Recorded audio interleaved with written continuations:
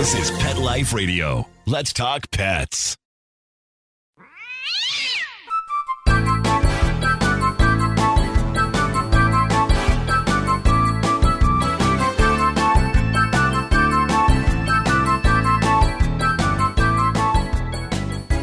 Hey there, cat lovers. Welcome to 9 Lives with Dr. Cat on Pet Life Radio. I'm your host, Dr. Catherine Prim, and I'm a small animal veterinarian and lifelong cat lover. And so I know that the world is a little bit different right now. We're experiencing some changes because of the coronavirus threat. And so I thought it would be a great time to invite Tabitha Kucera, who is a registered veterinary technician with a special interest in behavior and cats. And I wanted to invite her to talk with us about maybe some things that we could do with a little bit of this extra time on our hands, like teach our cats some cool things. So I want to chat with Tabitha right after this message. Dr. Cat here again. So I wanted to tell you something about my cat Scamper. He's kind of become famous. People ask me about Scamper, but Scamper does this sort of annoying thing where when I act like I'm really interested in petting Scamper, that's when he decides to leave. And that's sort of a cat thing, I guess. But yeah, walking up to Scamper's got to think of it on his own. It's got to be his idea to play with me. But that's all stuff I can live with, because what I can't deal with is a smelly litter box, which is really, really unacceptable. So I use Arm & Hammer Clump and Seal. It clumps really tight around the odor and it destroys it for 7 days. A 7-day odor-free home guaranteed, because an odor-free home is a happy home. Arm & Hammer, more power to you. Let's Talk Pets on PetLifeRadio.com.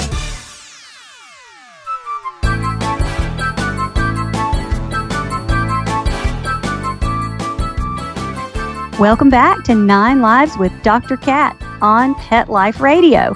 So as I said, we have a lot of people with a little more time on their hands and cats that are adjusting to having their 2-legged family members around a little bit more. And Tabitha Kucera is here with us. Hi, Tabitha. Hi, how are you?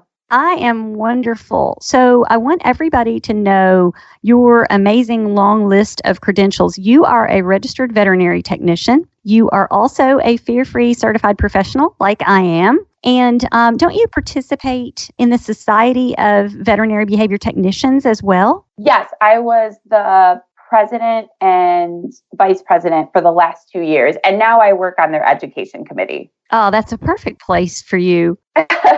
So Tabitha is also a certified cat behavior consultant, and she offers lots of very interesting services and resources. I kind of want to get back to your cool website and all the things that you do. But I thought today was a great time when we are home and maybe bored with our cat. Can we talk a little bit about training cats and the things that you might want to train your cat to do? Yeah, I think that's a really great point. A lot of us are in our homes more at this time. So what better time than to train our cats? And you can clicker train your cats to do lots of fun things, from jumping through a hoop and setting up a fun agility area in your living room, which I have done numerous times.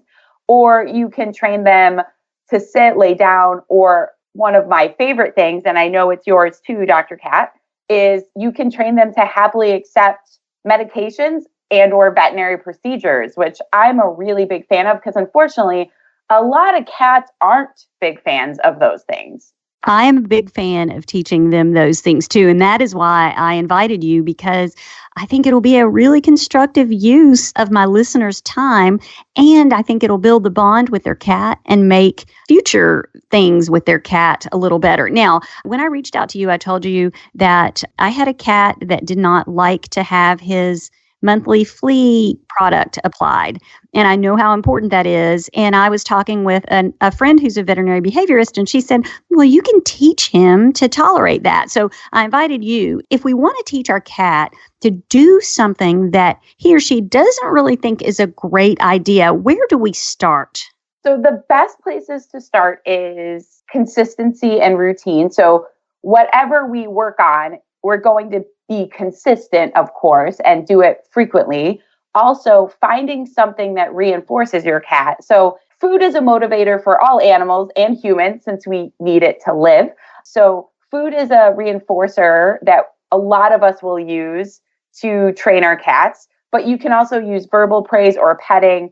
But the biggest thing is finding reinforcers your cat likes, because you like different things than I do, Dr. Cat, and all my 5 cats. Like I actually recently had to give my cat medications who I've never given medications before.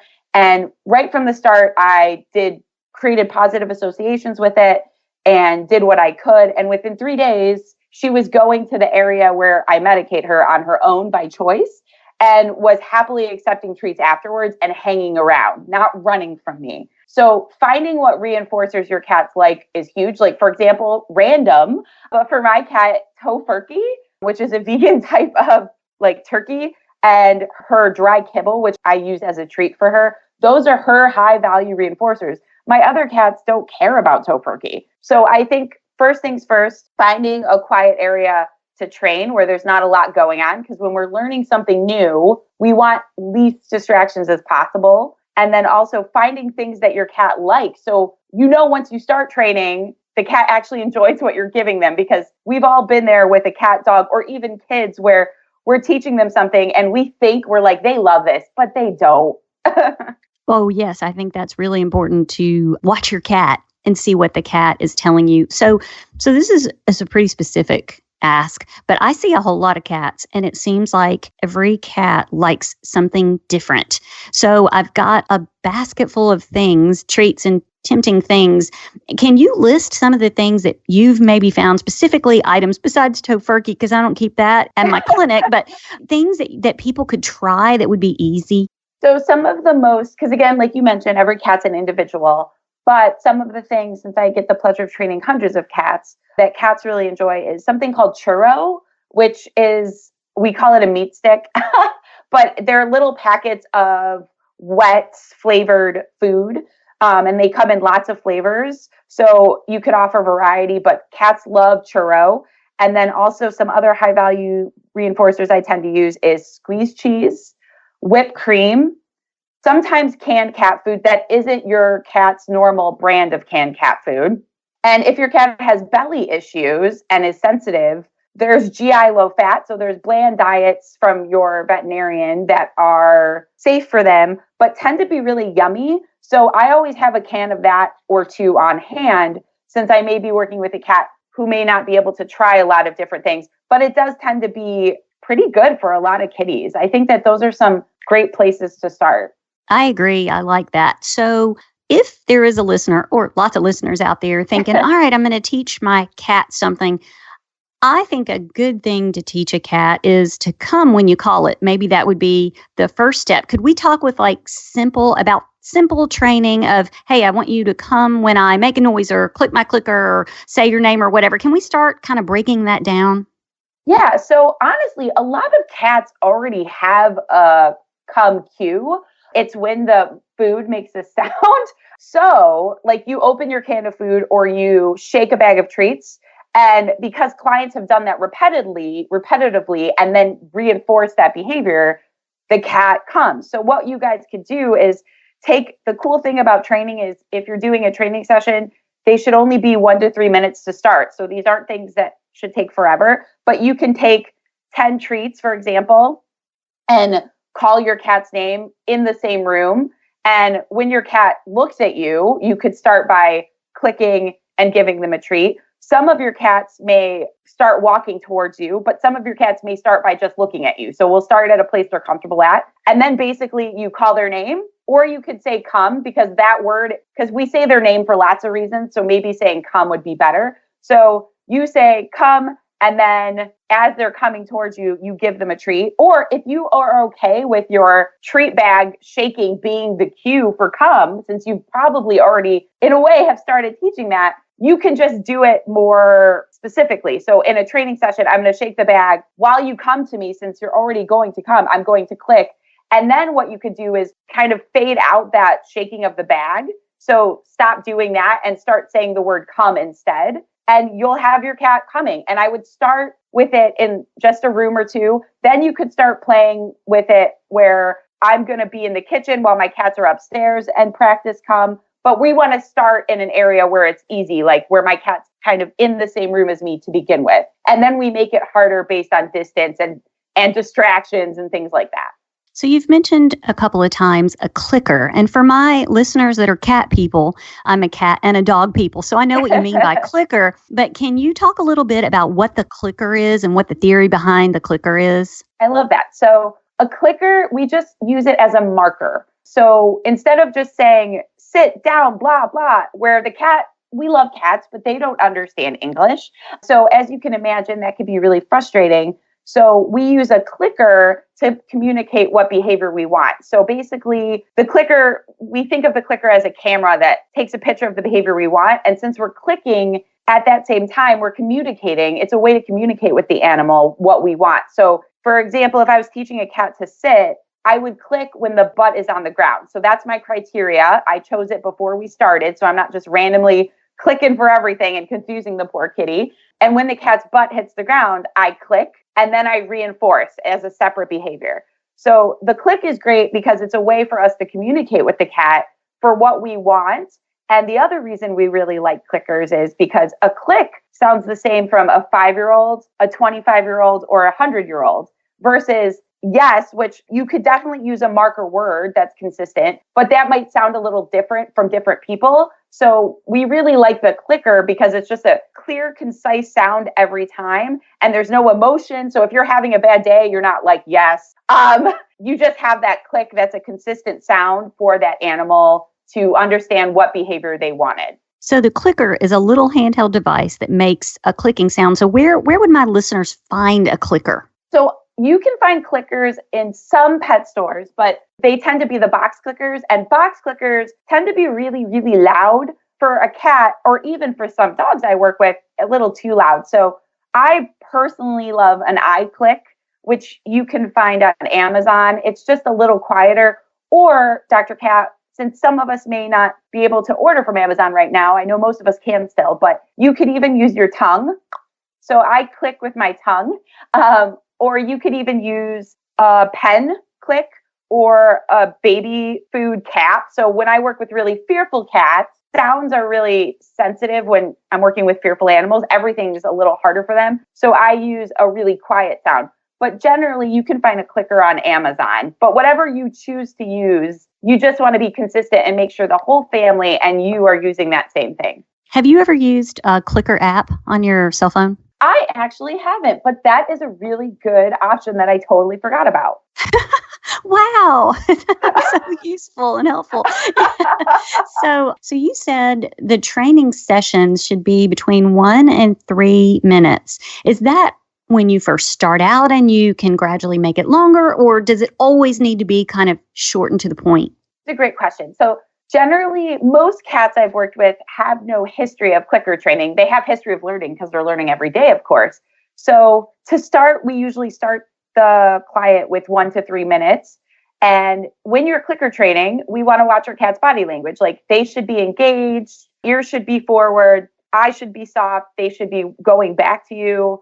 If they just walk away, that's no disrespect. That means that they're done, or there might have been a distraction or something. So we like to start with 1 to 3 minutes. And then let's say your cat's, like I have a cat named Chip.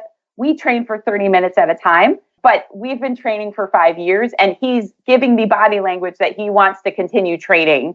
And we take breaks in between. So we'll teach something for 3 minutes and then I might play with a feather wand for 2 minutes as like a wind down. Then we'll clicker train again. So I think it's all about what your cat wants, but I think a great starting point is 1 to 3 minutes. And most cats and dogs, for that matter as well, they can learn in these short increments. They actually tend to learn a lot better. So even if you're clicker training a sit, for example, 1 to 3 minutes a day, your cat will catch on pretty quickly. Well, that's great. So this is very exciting, and I've got a lot more questions that I want to ask and specific tips and things, but I do need to take a quick break. So everybody hang out and we'll be right back. I have 2 dogs, Sam and Bailey. Both are golden retrievers. Poor Sam, he was a mess. Always itching. His paws were soaking wet all day from just constant licking. He had bald spots on his back. I just don't like putting shots and steroids into your dog all the time. DINOVITE.com. Dinovite is nutrition. Probably 2 weeks after he started Dinovite, I started seeing great improvements, and today 99% of his issues are non-existent. It's amazing stuff. Since Bailey has been 12 weeks old, he's been a Dinovite dog, and he has 0 issues today. He won't eat his food without Dinovite. When I get out the Dinovite, my dogs actually salivate, like I'm getting them a treat. They drool over it. Dinovite is the best thing you can do for your dog. You won't believe how happy your dog will be. I get my Dinovite from DINOVITE.com.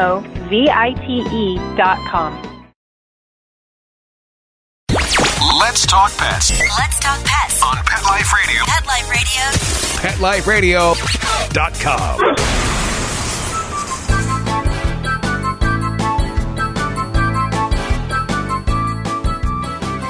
Welcome back to 9 Lives with Dr. Cat on Pet Life Radio. And Tabitha and I are talking about training cats, and I'm trying to give my listeners a kind of a step-by-step what you need and how to do it thing with Tabitha. So we were just talking about how long a training session should go. Tabitha, have you seen all of these things on the internet where moms and dads are homeschooling their kids now? Yes. And they're making little schedules and stuff. So what about making a plan for our cat? Could we do that?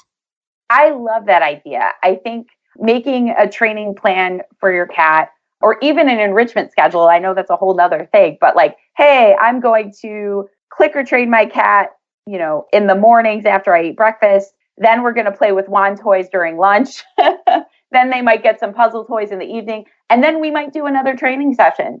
Since a lot of us will most likely have time for 2-3-minute sessions every day now and then. But I think the idea of a schedule to help keep us on track is a wonderful idea. So how often do you think, if you had, I guess you could have a long-term goal, but how many days a week or times a day, what do you usually recommend? I usually recommend, if my client could give me one to 3 minute session, I'm pretty stoked. So if you could spend 3 to 5 minutes working clicker training with your cat, I think that would be great. And then most of my clients end up doing 2 1 to 5 minute sessions. So because I set realistic expectations for them to start. So I think 2 sessions a day would be great. And the other thing, Dr. Cat, I was going to mention is I would practice clicker mechanics without your cat to start with. So I would practice holding a clicker and having your treat bag or your treat pocket and just clicking, and then having the separate action of putting a reinforcer in a cup. It could be M&Ms and you can eat them afterwards. It could be a really fun game, but then you can get familiar with those clicker mechanics. So when you are working with your cat, you're already skilled at that, or at least more familiar. So you're not conflicting or confusing your cat by because for example, clicking, we don't click the clicker like a remote in front of the kitty, but I see a lot of people who do that naturally because that's how they're used to holding something that clicks. So I think practicing clicking without the cat to start is a great thing. And you could play some fun games with your kids, like mommy is going to click when you put your right hand over your head. And then you can practice your clicker mechanics and your kids will love it. Oh, I love that because we've got bored children nationwide, I think. So many. So first step then, if I'm understanding you correctly, is finding a treat or a motivator that your cat really likes, right?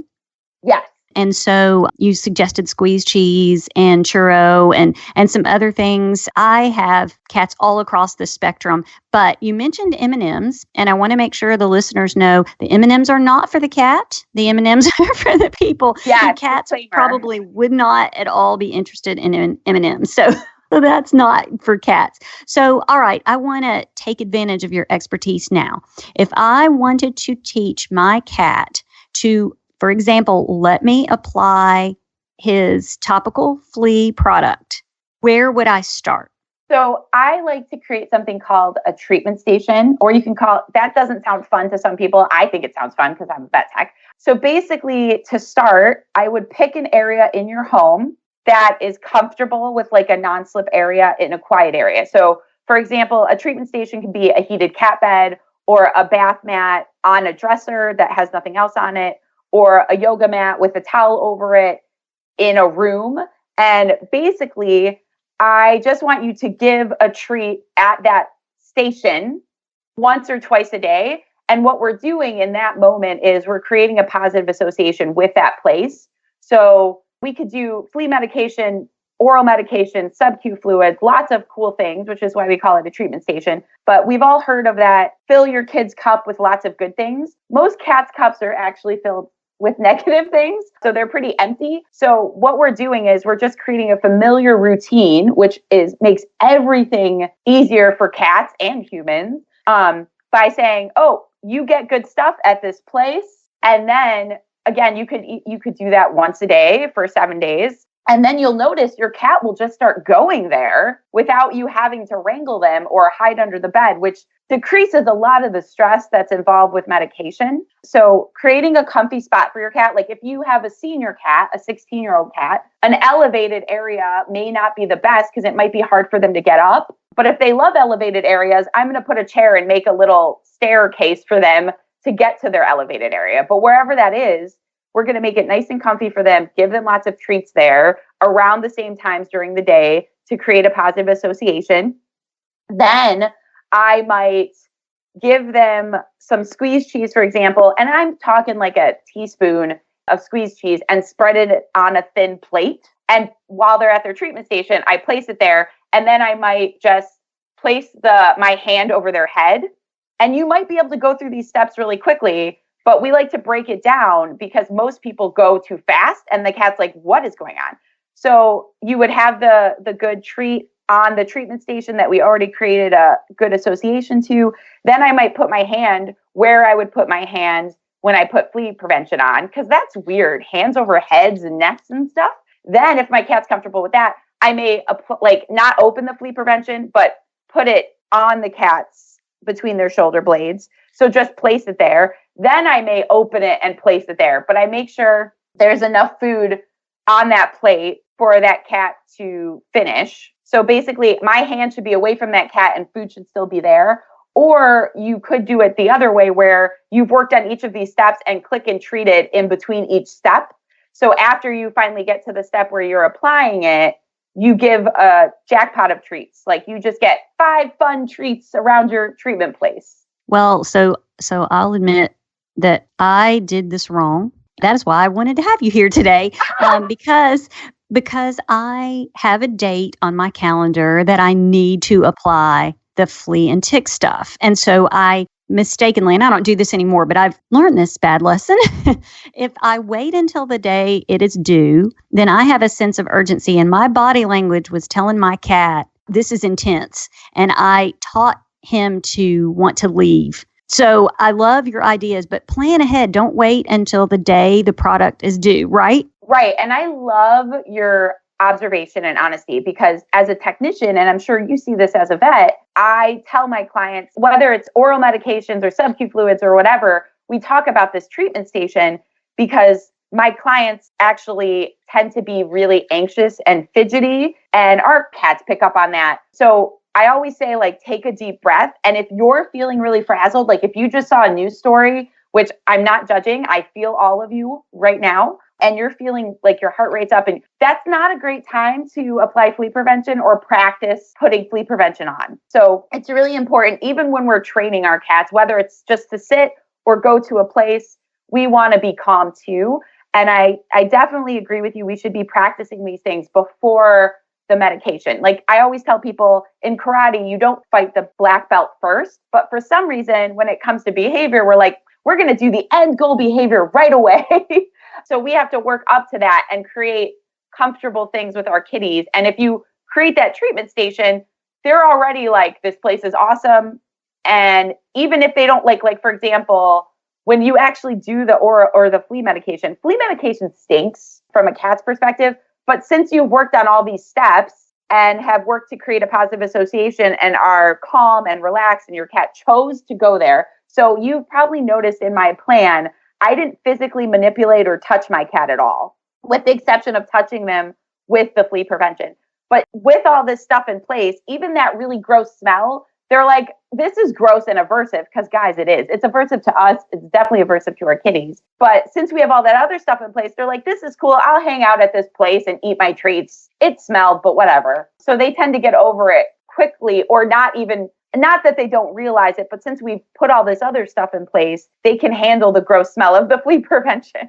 Yes, patience is a virtue when training cats, I believe. I think you'd probably agree. Yes, very much. I want my listeners to not start with the goal. Don't do what I did, because it really hurt my feelings when my cat retreated, and it was all my fault. And I learned a lot about cats. Don't start with the goal. Find a treat your cat really likes. Associate the place you're going to do this with good things first, right? Yeah. And there was something that you said that I thought was really important. You said choose a criteria, like when the cat's butt hits the ground, that's what you reward. Can you go into that just a little bit more? I think that's super important. That's a really good point. So sometimes when we are doing a training session with our cats, for example, and even me as a trainer, if I go into whether I'm teaching my cat to happily accept flea prevention or sit their butt on the ground, which is the goal behavior, I need to know what I want my cat to do. So if I don't have criteria in my head, what I see that tends to happen is, if I don't know what I want my cat to do, how am I going to teach it to my cat? I'm probably going to click and treat for a bunch of random things, and there's really going to be no rhyme or reason, and my poor cat is going to be really confused. So I think even as you're starting clicker training, or with the going to the place and getting the cat more comfortable with the flea prevention, putting their hand over their head, then applying the flea prevention with it closed to the shoulder, then opening it and applying it. I think writing those things down as steps, especially as you start, because you're like, I create training plans in my head all the time now because I'm a trainer. But when I first started, I would write these down because, for example, the first 7 days might be just you associating that treat with that positive place. And then you may not go to hand actually touching flea prevention to cat, opening flea prevention in the same session. Because the other thing is, we want to have an idea of what we want to do or criteria prior. And we want to make sure, this is a really good point, that the cat is below threshold, or that's just another word for it. The cat should be relaxed and happy. So the cat you shouldn't be like, okay, I'm ready to, I put my hand over the cat's head. The cat looked at my hand, or ears went back. So that tells me we're not going to go to the next step. I'm just going to give the cat a treat, and we're going to start at just giving him a treat at the mat next time. But if he was like trying to run or ears were back, I wouldn't go to the next step, because that's a big thing. So watching your cat's body language, and if they're trying to get away, that means we jumped, like you beautifully mentioned, that means we jumped too many steps. And now I'm not saying that we can't resolve that or work on that, but if we just started at realistic steps to start with and went at a pace the cat was comfortable with, it goes a lot faster than if we create negative associations to stuff and the cat's telling us to stop. And we're like, we either don't recognize that, because again, most humans are awesome, so they don't recognize that their cat's saying to stop. And then we basically taught our cat, like, you asked me to stop 5 times and I'm still doing this. Or a lot of us physically manipulate our cats when it comes to meds. And I have a lot of great videos, which I could definitely share with you, Dr. Cat, where I'm medicating my cats, and there's not a lot of me touching the cat, and it's a lot of my cats choosing to do things. So when you give cats choice and clear criteria, they tend to do a lot better, which makes a lot of sense, because I think we all do better. You've all had jobs where you haven't gotten clear criteria, and then your boss got mad at you and you're like, what? So it's really, really frustrating. So when it comes to teaching your cat, even if it's something as short as a sit, be sure that you have clear criteria in your head.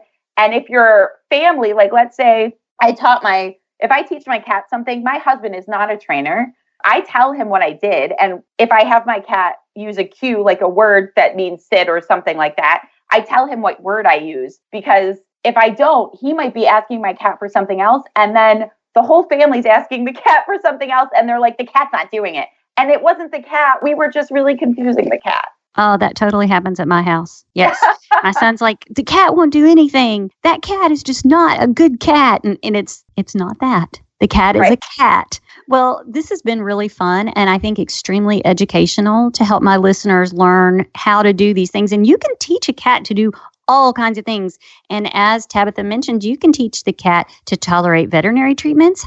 We in the veterinary world would love for you to do that, to tolerate the cat carrier, to tolerate medications, and even do fun things like sit when you ask. So, hey, Tabitha, you have a terrific website with a lot of resources. Can you share with my listeners how to find you? Sure. So my website is Chirrups and Chatter, ChirrupsandChatterer.com. And you can also follow me on Instagram and Facebook at Chirrups and Chatter. I recently had to medicate my cat without doing medication training prior, since I trained all 4 of my other cats. But of course, my 5th cat, something happened. And I talk about my steps on what I did with my cat. And within 3 to 4 days, my husband could medicate my cat, and she was choosing to go to that spot. So there's a lot of things that we could do, even because people are like, what if my cat's on meds now? There's still things you can do to make it better, always. Oh, that's awesome. So there are videos and other podcasts and things